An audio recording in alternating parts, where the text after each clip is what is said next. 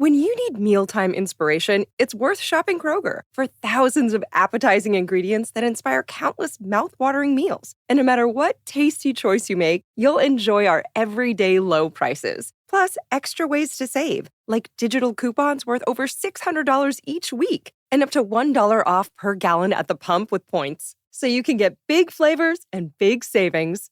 Kroger, fresh for everyone. Fuel restrictions apply.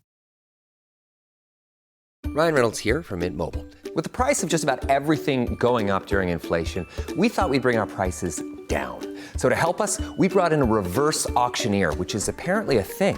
Mint Mobile Unlimited Premium Wireless. How to get 30, 30, bit to get 30, bit to get 20, 20, 20, bit to get 20, 20, bit to get 15, 15, 15, 15, just $15 a month? Sold! Give it a try at mintmobile.com/switch. $45 upfront payment equivalent to $15 per month. New customers on first 3-month plan only. Taxes and fees extra. Speed slower above 40 gigabytes. See detail. By the time you're finished listening to this Pepsi Zero Sugar, you'll be 15 seconds closer to kickoff. Stock up now. Bengals game day is so close, you can almost taste it. Bengals watching. Better with Pepsi. Thanks for choosing this free Anfield Index podcast. If you'd prefer to listen to this or any of our other shows without adverts, then now's the time to check out Anfield Index Pro. With AI Pro, you can supercharge your entire listening experience. You'll not only get all of our podcasts without the ads, but you'll have them far faster with our Quick Publish feature available exclusively for subscribers. AI Pro also puts you in the heart of our sound studio, with an option to listen to many of our shows live and interact with the podcasters in real time as the shows are recording. Upgrading couldn't be easier. AI Pro is available on all popular podcast platforms. Just head on over to AnfieldIndexPro.com and get started today.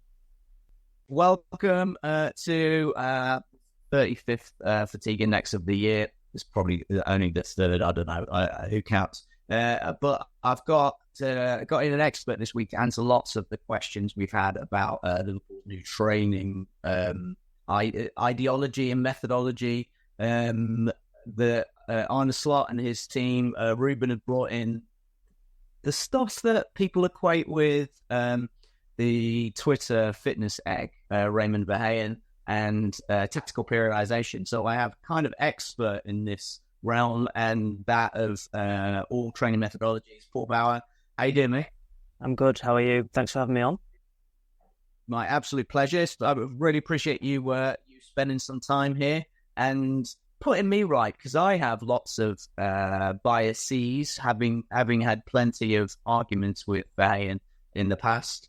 On tactical periodization, you can kind of delve into the real principles and how it applies and how it works. Whereas I read his book, and I've been around coaches that were incorrectly applying how very often methodologies work is that, and it's a little bit like religion, I see, is that lots of people will see the headlines.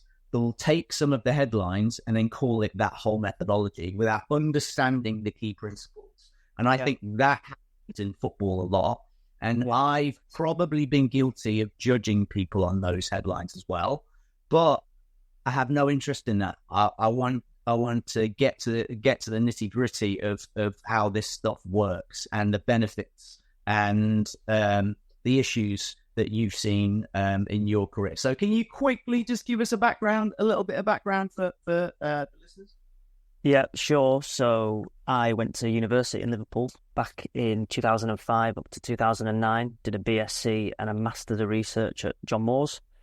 Amazing city, loved it there. Then had a bit of time nossing around, not really doing much. And then 2011, I started off my kind of sports science, strength and conditioning career at Yorkshire Cricket, where I was an intern for a year. Got my hands dirty essentially and started to kind of work out what to do and what not to do, or what I thought I was good at and what I wasn't good at, which is quite a lot. And then was lucky enough to end up in a role at Barnsley Academy and spent 4 years at Barnsley Academy in a real sweet spot for them, where starting with John Stones worked through and there was upwards of 20 odd players broke into the first team. Post Barnsley worked with England, the FA, for a couple of years with their under-16s and their women's under-20s, where, you know, I went around the world. I was fortunate to go around the world, play tournament football, understand performance football and what it was to win, and how England needed to win football matches and that expectation. And then went to Huddersfield Town, where I'm not sure people will be aware or not, they changed their academy system and removed all their younger age groups and basically just had a professional development phase. So they had an under-17s and an under-19s, which turned into a B team later on, where essentially I was in charge of creating, strategizing and delivering a new physical performance template for 2 PDP teams. And then after the success of that, where we got players into the first team by default, really, because post-COVID, Callum Walsh left to Newcastle United and a position became available as a head of physical performance. And then I did that for 3 years. So got to Wembley, lost at Wembley in the playoff final, relegation battle, worked with some amazing coaches and worked with some not so amazing coaches, worked with a lot of really good people at the football club. And now I find myself just doing some consultancy work at Leeds United in their academy for the time being as I look for a full-time role. So it's been a slow and steady upwards trajectory of different experiences, but plenty of downs, I must admit. Nice. Sounds like football to me. That no coach that's been in football for more than 5 years hasn't been sacked.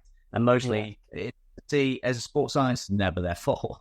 Because nobody's making one of the things I find in football and high performance in sport particularly is the people that make decisions don't actually understand the reasons and benefits for S&C in sports science in the first place. So they can't make an objective decision on your success or failure. So it's just aligned to the technical coach. Can you quickly give us an idea of you're doing a PhD and your doctorate and what the background of that and what you've kind of been learning? Yeah, so I'll rewind until so I'm doing a professional doctorate at Leeds Beckett, and essentially when I was in and around assisting the first team in that kind of year before I got the first job, I was really intrigued by 11v11 training essentially. So coaches do 11v11 training, but they always seem to do it on either a pitch that's too small or a pitch that's too big, i.e. full-size pitch, and they never necessarily got the things out of training that they were looking for. So they were looking on something tactically. Let's use building from the back as an example, but the area size was too small that the players were never actually able to build because the ball just got taken off them all the time. So initially I wanted to do something on 11v11 training. Go on, Simon. So I think I see a method of now this is going to work really well, right? You're going to jab it like that, and I will just jump in and quickly ask to explain why was it too small? So ramifications. So we will have like fans listen to this. So the listeners will be generally football fans. A lot of them will work with our kids, be around grassroots coaches. So I'm starting to see an opportunity here for them, for grassroots coaches to listen to an expert and learn things that they can probably put into their practice. Yeah, sure. What is it about the dimensions being too small to build if you're doing that? There's no success for the players, for the defensive players who are receiving the ball from the goalkeeper, and an attractive distance for the centre forwards to go press and win the ball back regularly within the period of time that they're doing. Alternatively, if it was a full-size pitch and you're repeatedly doing building from the back, the centre forwards are being like, I'm too tired, that distance is too far, I'm going to sit in and not press. So therefore there's no build opportunity. So that optimal space, depending on the tactical requirements of the training session, is absolutely key. And a lot of coaches have a feel for it and get it right. And they sometimes bring the width in of the pitch that they might, this is all in 11v11 training, they might bring the width in, so it's slightly narrower. Sometimes they might bring the length in, and sometimes they might do both. However, in my initial thing with it was like everything was done on just a full-size pitch. So I was like, I think we need to bring it in width-wise or length-wise. And I was having these conversations with the coaches I worked with at Huddersfield Academy at the time, and it wasn't really met with an agreement. So that's kind of where it fueled my understanding, my desire to learn more about this. So I then wanted to do a doctorate in it. Anyway, kind of in the first year, there was a lot of learning and kind of sessions and learning about research methods and going back to school. And in that, the supervisors I was starting to link with and work with decided that actually I could go a lot broader and a lot bigger with my doctorate. And rather than looking at the detail of this specific type of training, let's just actually work out what on earth is going on in training across the country. So my doctorate, 3 years down now, my doctorate essentially is looking at the training methodologies used across the English game. So I've been fortunate enough to survey 77 of the 92 football clubs, heads of performances or performance staff within those clubs, who've been, really kind with their time and their kind of honesty, which shows the kind of thirst for this topic, I would say. But they've kind of shared, what training looks like for their clubs, not in great detail, just training this day, don't train on that day. This day's themed as tight spaces intensive, this day's themed as extensive, without giving anything away. Just kind of, this is the shape of our training week across typical 1 game week, so Saturday to Saturday, and then typical 2 game weeks, Saturday, Tuesday, Saturday. So for the listener, quickly, the difference between intensive and extensive?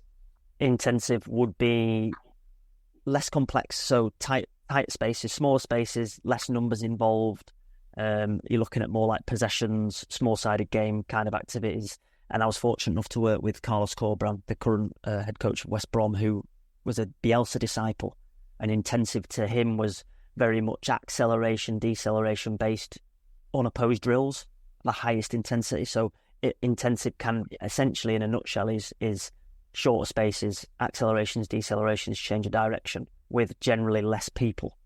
So more touches of the ball, more technical and physical actions.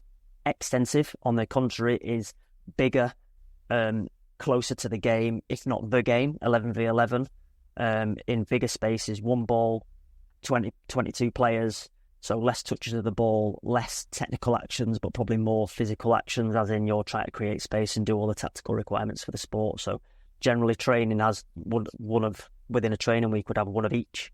Sometimes you might have both within a training session, and that's kind of what I wanted to look at based on the knowledge and the tactical periodisation that is out there, is out there and people speak about. But I was curious. I don't think many people are doing that, and there's probably a reason they're not doing that, and I wanted to know if they are and why they are not, and that's kind of where I'm at now. I'm in the middle of it. So brilliant. So am I getting this right? That intensive would be like a higher threshold, so pushing a boundary and of how hard it is, and extensive will be like the difference between a sprint and a jog.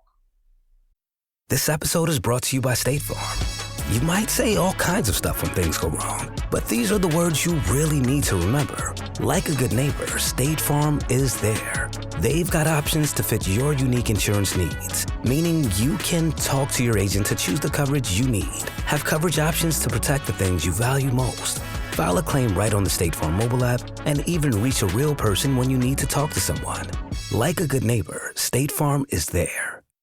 The holidays are here at the Home Depot. If you're working on getting ready for company, a lot of company, make sure you're ready with Black Friday savings. Get up to 40% off select appliances, plus up to an extra $1,000 off select kitchen appliances.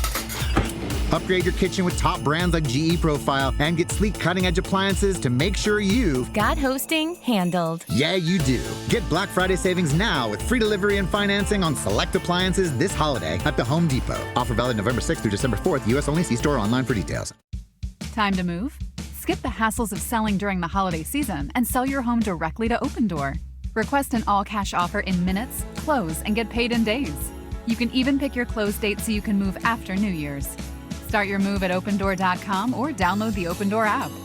Opendoor is represented by Opendoor Brokerage Inc., license 02061130 in California, and Opendoor Brokerage LLC in its other markets. Terms and conditions apply. At Sierra, discover top workout gear at incredible prices, which might lead to another discovery. Your headphones haven't been connected this whole time. Awkward. Discover top brands at unexpectedly low prices. Sierra, let's get moving. I wouldn't necessarily look at speeds in which they work, because you'd look for players to work maximally in an extensive training session as well. You're still looking for time. Yeah, for time. Yeah, for sure. So I'd say less than, in a real basic terms, less than 3 minutes of work would be intensive in nature. More than would be more extensive in nature. Naturally, the human body paces itself. So it goes, I'm working for a 2-minute block, I'm going for it. Hard as you can. Yeah, Yeah, I'm one's as hard as you can, and one is I'm stigging myself for pacing. over. Yeah, pacing myself. And where these strategies changed is under Carlos. Bielsa did it as well, the murder ball, where they were looking to work maximally.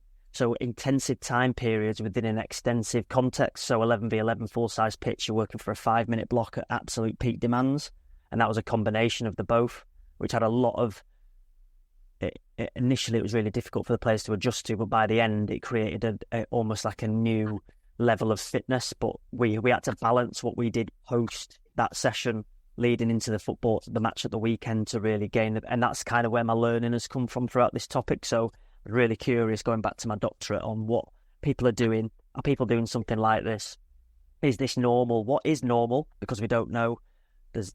And then how does it change? Most importantly, how does it change as we go down the leagues? So Premier League to Championship to League One to League Two, where essentially there's less of an influence of European coaches and European training methods, which are definitely different to British ones. Right, so, mate, that's interesting. Interesting topic.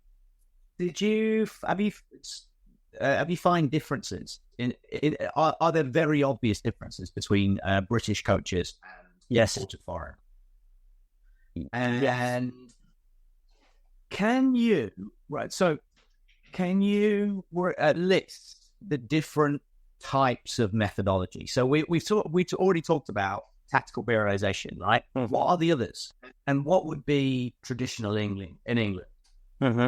I think tactical periodization is just a term. It's a phrase used in a way of doing it within a certain country at a certain period of time. That's then been brought into the UK and gone, we'll do tactical periodization without an understanding of the context of the league. The first thing to understand is that, and is forgotten about, in England, football is unique in the sense of, one, we play more games than everybody else, particularly in the Championship, League One and League Two, and forgetting about European competition.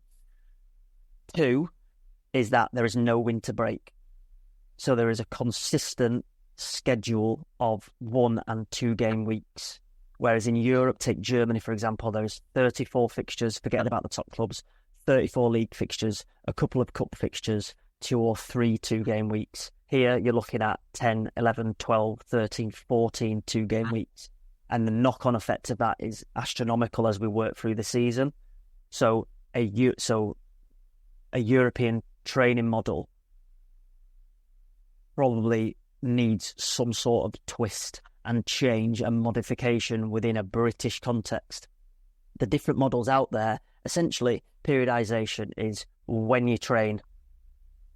Essentially, really, really basic, when you train and how you train. So let's use everything I'll talk about during this podcast, Simon. I'll just use a typical 1-game week. Saturday fixture, 3 o'clock, Saturday fixture at 3 o'clock. It keeps it really, really simple.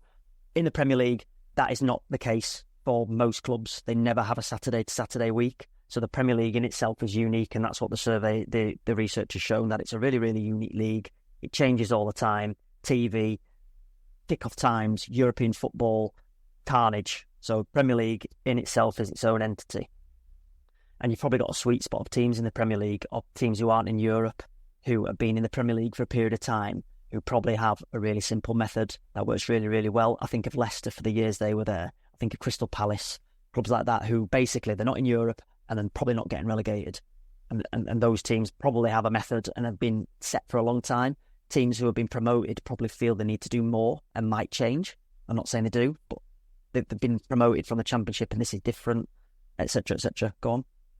So also for them, because it's new, because they've just come up and they've been used to double game all the time, a new methodology to them. Yeah. So I appreciate, you can refine those 6 or 18 for West Ham up until 3 years ago. After 20, they were just never getting relegated. They were back. So those teams can refine, same staff, they can just refine, regurgitate without much pressure. Match day +1 looks like this. Match day -1 looks like this. But it's those teams that fluctuate and the ones that are striving for something which creates jeopardy, which creates turnover of staff. How do they deal with this stuff? That's what I find fascinating. It's new. Yeah, well, I don't know myself because I've not been, fortunate enough to be in the Premier League. But essentially, I think it's understanding, and there is a greater understanding now of all the different methods and the understanding of how each week interacts with the next, and that's the key. So it's not it's a Monday morning, everything's been reset, the whole body's in it. It's not, the body doesn't know it's Monday morning, let's do it this week. The body just works on a cycle of recovery and essentially preparing and then performing. So I don't need a VPN. I've got nothing to hide. Ha. This is what I used to tell myself before I hooked up with LibertyShield.com. Not only is my home internet now fully encrypted, but I can now access all the websites I want, whenever I want, and do so from absolutely anywhere. As a Liverpool fan, I love to know I can now watch every match, regardless of whether it's on UK TV or not. My Liberty Shield VPN makes sure nothing is blocked and guarantees me super fast streaming speed throughout that match. You can get connected right now with their software package, which includes a 48-hour no-obligation free trial and instant access to their apps for Apple, Android, Fire TV, PC, Mac and Android TV. Or go a step further like I have and get one of their pre-configured VPN routers. These small but powerful devices allow you to easily connect every device in your home to VPN, making it the perfect solution for smart TVs, Mac boxes and games consoles. Visit LibertyShield.com today and use coupon code AIVPN25 to get 25% off at checkout. For me, it's understanding that if you have a 2-game week, the following week probably needs a period of recovery within a normal training week. And then if it's a 1-game week before a 2-game week, you probably need to consider the 2-game week as well as the 1-game week. So you're always looking ahead. And I think the interaction between the weeks now is where people are starting to look. Therefore, the model of training every single day, training as much as you can before a 1-game, particularly in the Championship, League 1, League 2, training every day, Monday, Tuesday, Wednesday, Thursday, Friday, playing on a Saturday, then all of a sudden going, I've got a game on Tuesday, I have to do Sunday, Monday, and then before you know it, a substitute who for the first game is playing in the second game is in like his 9th consecutive day of loading, and they're not in a position to perform. And that interaction is now starting to be considered and actually going, well, the 1-game weeks, we probably need to consider a way of, towards the end of the week, freshening up the entire squad to prepare for what's coming in the future. Does that make sense? That's where we're kind of looking, and that's where I think that you're now starting to see, and the research shows that you've got essentially a cohort of clubs with British managers, essentially, who have an old school British way of 2 days off a week, Sunday off, either a Wednesday or a Thursday off, depending on the coach. Then you have the European coaches that probably, I'd say, another 25% or 50% doing the British way, roughly. 25% doing tactical periodisation, where they lead in for 4 days. And then you've got this 25% of mixture of European and British coaches, and they're probably all left and been sacked now and moved on. So it doesn't necessarily equal success, but they've got this hybrid model where they've looked at the best bits of European tactical periodisation. And they've looked at the best bits of actually resting. Like, rest is one of the key things in performance that people seem to forget. And they've kind of blended it and created this hybrid tactical periodisation. It's not even a thing anymore, this periodisation model. And that's where my survey is really good. And the information I've been given is amazing from the practitioners, where they've been able to kind of show that, yeah, everybody's doing it differently. Therefore, there's no right way, certainly no wrong way. But people are now starting to work with their coaches, and the coaches are understanding from their performance staff that the interaction from week to week is the most important thing. Therefore, we can't just be all in 1 week because it's a 1-game week and then off them the next week because it's a 2-game week. Like, they all interact, and the whole plan of the year is really, really important, and how that flows together. And I'll just finish quickly. I think you hear Guardiola talk a lot, whose teams peak in March and April. You hear him talk a lot about, we hardly train, we rest, we recover, and we peak in March. And they peak in March, and it's really interesting to see how clubs are going to now start navigating the amount of fixtures and the intensity of the sport and the increased volume of the games now with the additional time that's going on, and training has to change to navigate that. What? I have so many different questions that I get asked all the time that I answer, and it's just nice to have somebody else answering these with your experience. Quickly, what are the changes and demands of the game over the last 10 years, sir? So talking Premier League level. Yeah. In a nutshell, obviously I've not lived it, breathed it myself, so I'm going from just reading and watching and observing and speaking to people I know. Essentially, there's not necessarily more games. I think there's always been a lot of games, but games are definitely faster, more intense, more high-intensity actions, and games are longer. So with the stoppage time rule now, games are lasting a longer period of time. So, and there's a lot more change in fixtures, so schedules are less consistent. There's a lot of different turnarounds and a lot of inconsistency with, we've got 3 days between this game, then 7 between the next, then 6, then 5, then 3, then 2, then 7, then 8, and it's changing all the time. And I think that's difficult I'm assuming that'd be really difficult to navigate. Do we rest here? Do we not rest here? And do we work here? Do we not work here? All these things. So I think they're the biggest changes in the last 10 years, I'd say. But that's fascinating to me. It's something I think about a lot. Because I think players need to be players, athletes, people. Everybody needs to be treated as an individual. In a sport, they are still involved in a team setting. So training needs to be done around that. But also, you need to be accounted for what's going on in the physiology, the biology of this individual player. Yeah. So you can have these strategies, these ideas, these methodologies structured around your week. But whereas before, even if you were a progressive coach that cared about the individual, tapering for that specific individual, training for that specific individual, we now have this added context of your structured week changing all the time, week to week. There might be a Saturday 3:00, then a Tuesday 8:00 at championship level. But at Premier League level, that might be an 8:00, might be a 5:45 in Hungary game. So then you have to travel. Do we travel the morning of, the day before, stay over? When do we travel back? What do we do with the subs? Yeah. Exactly. What do we take the whole squad with us? Do we leave some in the training ranch, train with the 21s? Who staffs it? Who staffs it? All of this stuff. How does recovery work within this context? And my thing with this is that it's really hard. It's become exponentially harder because you can't have this set methodology of on this day you do this day you do this, on this day you do this. You can't get into a habit because that's changing. The rules are changing, or the goals are moving every day to something new.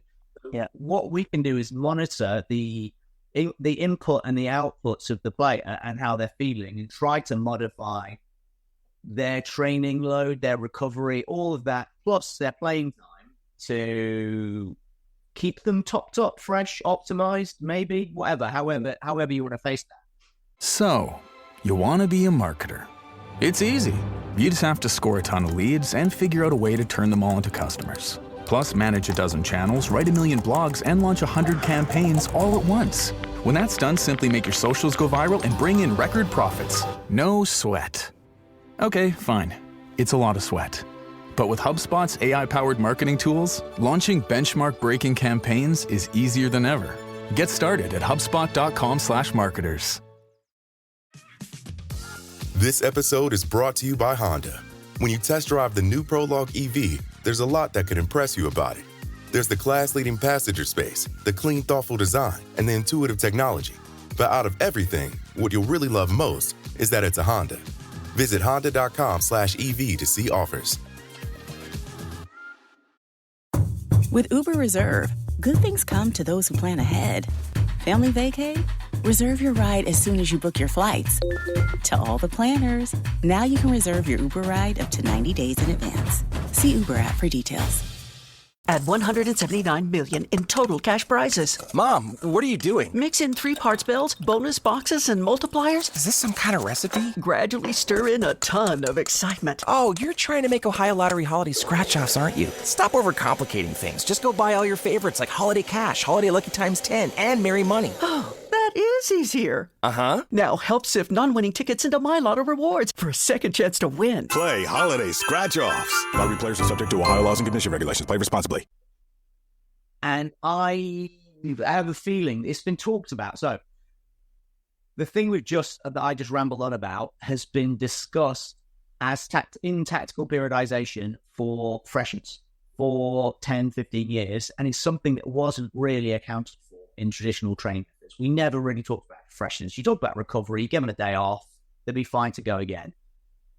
Can you talk about the principles and the ideas behind tactical periodization? Yeah, I think it's about rhythm. So the basic concepts of tactical periodization are that you're never individually working on physical things. It's the technical, tactical, physical, psychological, all is kind of flowing together within one. And as you work through the week, you basically change the stimulus for the players with each training session across a horizontal. So Tuesday, Wednesday, Thursday, Friday, all four look different, feel different, have different tactical elements, some really, really specific towards the end of the week, at the start of the week, a lot broader on the way we play and these kind of things, and how that's been interpreted through coaches from different nations is different. So the German coaches would interpret that in a different way to how the Spanish, based on culture and the way in which and then what you're seeing now is English coaches or British coaches are interpreting it in their own way as well. You've got to also consider weather and culture. So in Spain, let's take Spain, where the sun shines and it's warm, the intensity of trade and their culture of training is probably a little bit more low-key, tranquilo. We touch the ball, we play, we do these things and we go home. In England, where it's colder and the culture is we work hard, we run, we grab.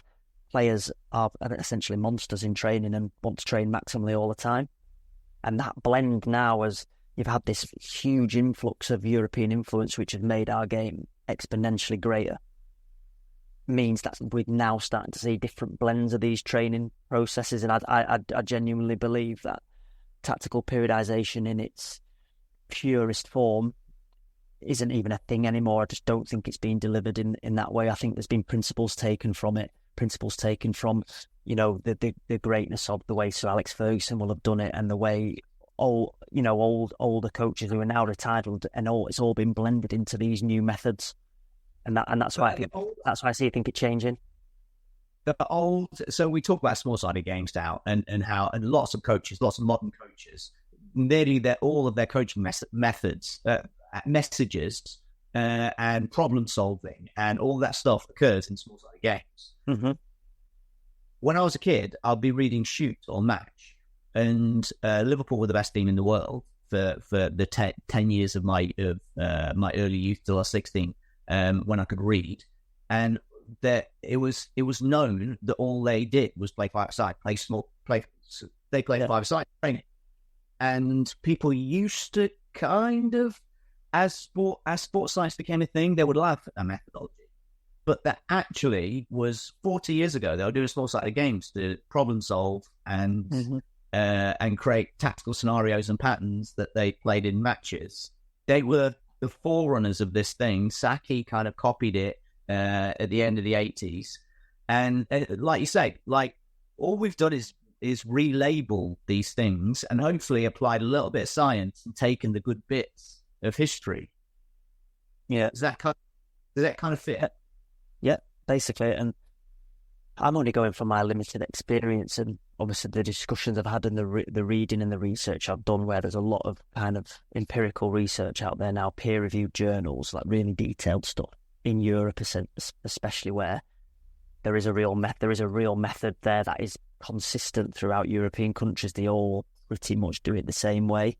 The beauty of the Premier League is it's quite unique in that pretty much every club does it differently. You then go into the Championship and it's even more unique because you have more double game weeks. You have a real concoction of European and British coaches and hybrid methods to try and navigate what is a really difficult league from a physical context. Having worked in it for 3 years, it's really, really difficult with less resource because you don't have as big a staffing, you don't have as good a facilities generally. So it's really unique, it's a really interesting topic, and there's, like I said previously, there's definitely no right way of doing it. I think it is unique to each club's context as well. You say there's no right way. Have you seen any wrong ways? Have you seen any core principles of any club's training that that end up that maybe not? You can't really say that this causes this, but that correlate with high injury rates? It's hard to correlate them with injury rates per se, but what I would say is I do believe that a lot of clubs, just to keep it politically correct, that probably don't follow the basic principles of training, where if there is an increase in frequency of training, i.e. you train more, that the intensity and the volume need to be managed very, very carefully. Or intensity, so generally a new manager comes in, the intensity of training goes up. That normally leads to injuries because volume and frequency aren't managed.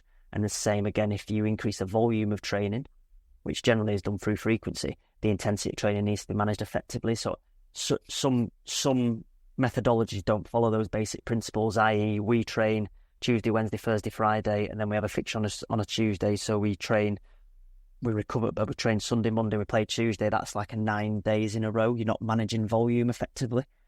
So there's loads of methods that follow that way, and that's absolutely fine. And my assumption will be that the coaches at the top level are absolute experts in managing those things. It's lower down the pyramid where potentially people are trying things that they've not quite got the resource to be able to deal and navigate it properly, where problems might occur. But injuries are going up, aren't they, exponentially across all leagues or across Europe. So we've got a real problem really with managing injuries. And is it training methods? Is it the game? Is it the boots they're wearing? Is it the pitches? Is it the travel? I honestly don't know. I think it's everything combined together. Is it just that lads fall over, go off crying because they hurt their hand, and miss, and then come back to the next game because they're pussies? We could discuss the, let's say, fortitude of a generation as much as you like, affecting injury rates, because one of the things about injury rates, I didn't want to go down this angle, but one of the things about injury rates is that the number of 1 and 2 games missing rate has gone up. The number of significant injuries hasn't. Hey guys, it's Eddie Gibbs from Anfield Index here. I hope you're enjoying this podcast, and I'm sorry to call time on the show before it ends. In the current climate, it's tougher than ever before to offer podcasts for free. At Anfield Index, we produce over 75 free shows every month, which I'm confident is unparalleled in the LFC sphere. Whilst we'd love to offer everything for free, the production costs now make this impossible. That said, we don't want to follow the model of other channels and lock all of our content behind a paywall. So what we've decided to do is to continue offering every show for free, but cut that offering to 30 minutes on our longer shows. So to get all of our shows in full and enjoy the best of everything we have to offer, we really hope you'll consider supporting the channel and signing up at AnfieldIndexPro.com. For about the price of 1 cup of coffee, you'll get every podcast in full with 0 ads. You'll also get access to our LFC VIP community, where you can enjoy live podcasts, engage with our podcasters, and chat with other Reds in real time. So that website again, AnfieldIndexPro.com. Join today. This podcast is part of the Sports Social Podcast Network.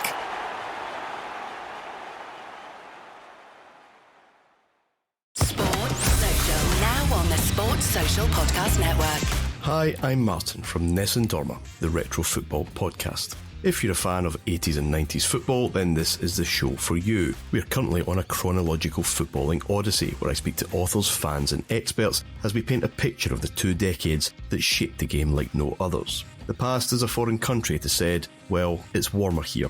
Come and join us at Nessun Dorma, wherever you get your pods.